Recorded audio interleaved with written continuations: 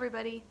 So recently when I finished my first round of 80 Day Obsession, I got into our challenge group and I made a video on my top 5 tips to finish the program successfully. It's a very popular video in our discussion group, but I wanted to make it onto my channel so that there is something to refer back to for people that maybe are not on Facebook, for people to see that maybe aren't in our group but need a little bit more support, because we all need to lift each other up no matter at what point we're at. So a quick tidbit about my journey with 80 Day Obsession.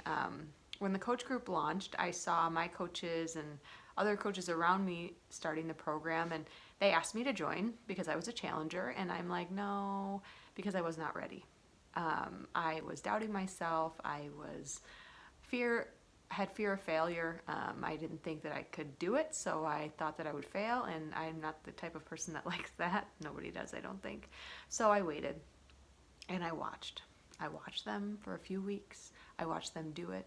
I watched them get up early. I watched them do it with kids and with families and making the meals work. I watched them do it, and then I started to see the results, and after that I knew I wanted it. Like, there was no doubt about that. So I took the plunge. I didn't tell anybody.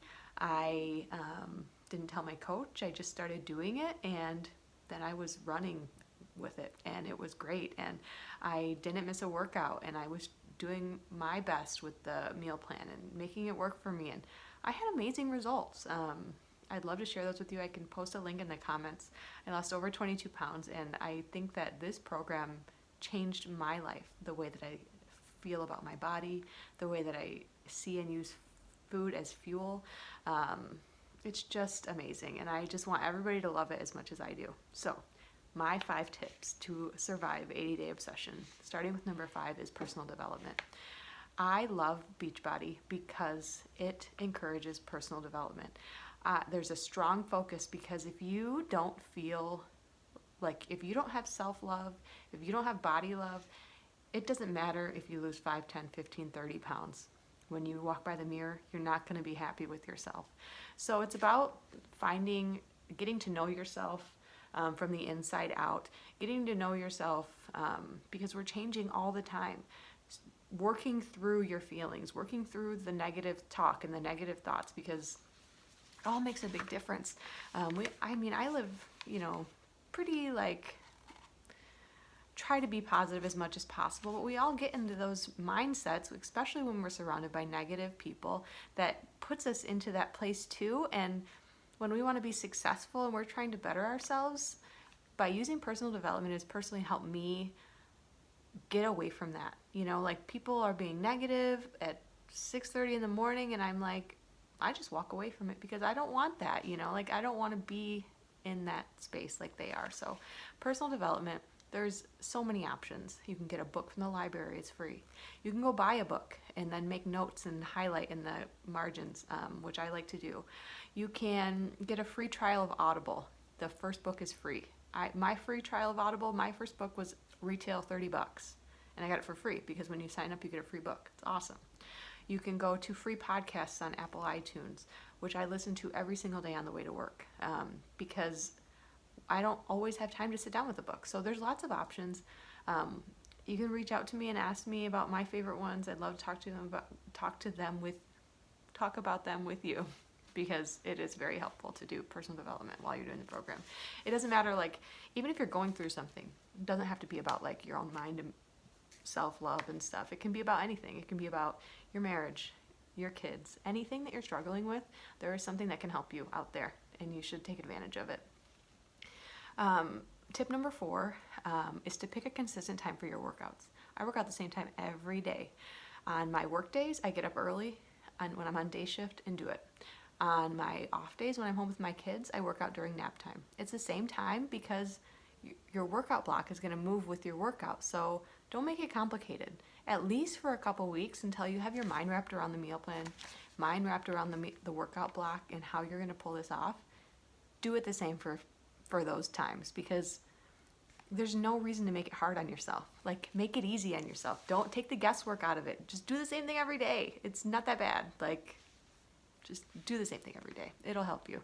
And then you can get your mind right. And then when you do want to change it up and you want to do it differently another day, it's going to be no big deal because you already know what you're going to do. Tip number 3 is to get your family involved. It depends on where you're at in your life. If you're living by yourself, if you have friends that you're like going out with all the time, if you have family that's over all the time, whatever it is, make sure everybody knows what you're doing, because the less chances you have people bringing over Taco Bell or bringing over pizza, the better. If they know they love you, they know that you're trying to do something better for yourself, they need to get on board with that. My husband is one of those people that lives in the starch zone. He loves starch, but it's fine because he eats very healthy, but he eats a lot more starch than I do because our bodies are different. They metabolize very differently. He stays skinny even though he eats all the carbs, and that's fine. So when I make dinners, I make him an extra starch. When he usually eats lunch out every day, so he knows that that's his opportunity to eat pizza, to get, something that I'm probably not going to eat with him, which, like I said, he does not eat bad. It's usually like deli or something like that. But again, that's like his chance to eat out, because when he gets home, he's going to eat what I make for dinner, because that's what we're having and that's what Mama's eating, and I'm not making 6 meals. So you can make it work for you. I think that one really good tip, if you're getting bored with the recipes, or if you don't have any recipes, is to go on Pinterest or just on Google and search for 21-day fix recipes. So keep in mind that the 21-day fix container list is different than the 80-day obsession container list, but it's very similar. There's only a couple differences. But since 80-day obsession is kind of a newer program, there's less recipes on Pinterest for it. There are some, which you will find, but there are a million for 21-day fix because it's been around longer. So search 21-day fix recipes, modify them as you need it, switch around the containers a little as you need it, but it's just like to give you a little bit of a template. So you can change it up a little bit as you need to. It doesn't have to be verbatim what the recipe says. You can tweak it a little bit, but sometimes it just takes seeing a recipe and it kind of jars your memory and you're like, oh, why didn't I think to do that? Even I do that sometimes still, and I've been doing the Time Nutrition for a while. So definitely look up 21-day fix recipes, because that is my jam. If you are in plan A or any plan, there is a thing to search for 21-day fix recipes that do not contain a yellow container, because the yellow container makes or breaks the meal. Especially in plan A, because you either get one or you don't. And sometimes it's hard to plan a meal if you're not going to get a starch, because that's like the world we live in. So if you search for 21-day fix recipes without a yellow container, you'll find a lot of good recipes that don't have any starch. And that's really helpful. It really helped me a lot. Tip number 2 is to buy a lot of food. Like, I was the person that would go to Costco to get, paper towels and toilet paper and stuff, but you would walk by the produce and you'd see like a huge bag of broccoli, and you're like, I could never eat all that broccoli. Or a big huge bag of snap peas, and you're like, I could never eat that. Like, who's gonna eat that many snap peas? The answer is you. You're gonna eat that many snap peas. Like, you want that many vegetables. The more you have available, vegetables, prepped protein, anything, the more you have, the more successful you will be, because you will run out of food. And by Wednesday, after you just went grocery shopping on Sunday, you buy that small bag. On Wednesday, when it's all gone because you're eating a crap ton of vegetables, you're going to be like, either A, not eat them, B, have to take more time out of your day to go back to the grocery store, or C, you're just going to eat something that you're not supposed to be eating. So just make sure you have enough food. Buy extra, because I've been buying so much extra vegetables and I'm not throwing any of them out.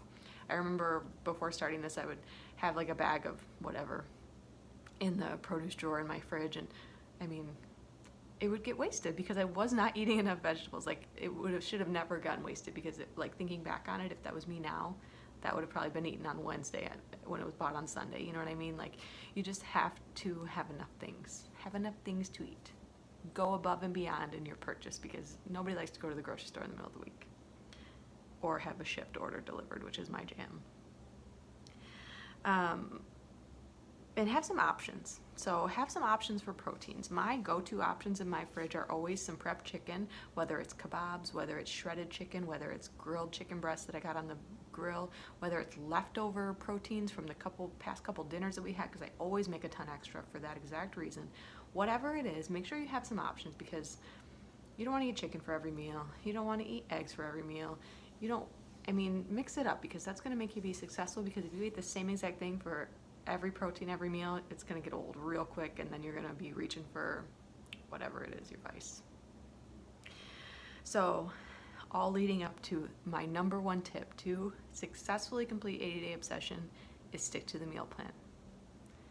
It is a hard reality, but if you cheat all the time, you're not going to get results. You might get some results. You totally could. You could lose a couple pounds, whatever.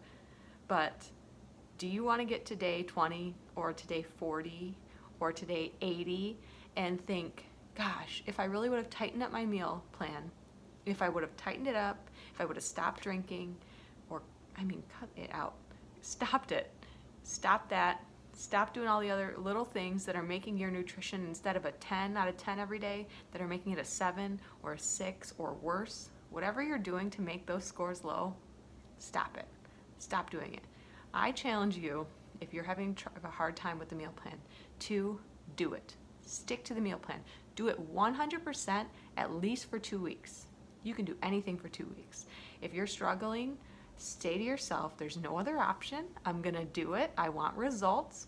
I wanna lose weight. I wanna do whatever your goal is, to tone, whatever it is. Say you're gonna do it, and do it.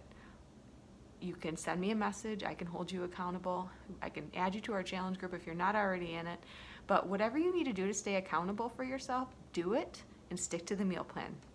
Because I guarantee you that if you do stick to the meal plan, you will see results. Even like if my meal plan starts slipping, which it really doesn't, but if I have a couple like off days where I'm like at 8 and I clean it up, the bloat is gone. The extra, it's all gone, because you're cleaned up. There's a reason that it's there. So follow the meal plan, suck it up. You invested your money and your time and everything. Do the meal plan. Do it. It's there for a reason. Autumn made it for a reason. It is a proven method. I've seen it work on myself and dozens of other women that follow it correctly. Find a challenge group. We have room and hours if you want to join in, but be accountable. Do the check-ins. Do the daily check-ins, because when you're writing down a number on a 0 to 10 scale on your nutrition, you're checking in, you're writing down a 6 or a 7, it physically pains me to write down that number. That's just personally me, but get into that accountability zone. That's what it's for. It feels way better to write a 10 than it does to write a 6 or a 7 or an 8 even. If you're a 10 out of 10 nutrition, you're like, yes, I nailed it. It makes you feel good, and you're gonna get results fast. So do the meal plan, just do it, stick to it. If you like this video, please hit the like button below. Please leave any questions you have. Like I said, if you want to join our challenge group, I'd love to have you. We support each other, lift each other up, and it's a great place to be, especially during the hard times. So I hope you enjoyed this video, and we'll talk soon.